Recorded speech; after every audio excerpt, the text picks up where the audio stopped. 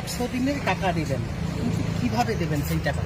অভিষেক বন্দ্যোপাধ্যায় যেরকম ডায়মন্ড হারবারে ভাতা দিচ্ছেন বয়স্কদেরকে, সেই পথেই কি হাঁটছেন? না না, 100 দিনের টাকা দেবেন, আরো কিছু দিন চাকরিও দিন, দিয়েও দিন, সমকাজে সমবেতন দিন, কন্ট্রাকচুয়াল, ক্যাজুয়াল, আশাকর্মী, ICDS, VRP, civic volunteers, village police, data entry operator, সবকে দিন না, দেওয়ার জন্যই তো সরকার।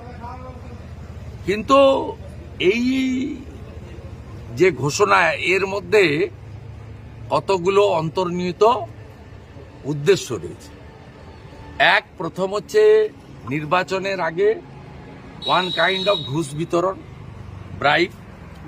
2, এই যে দেওয়া হবে এটা ডেলি ওয়েজেসের থেকে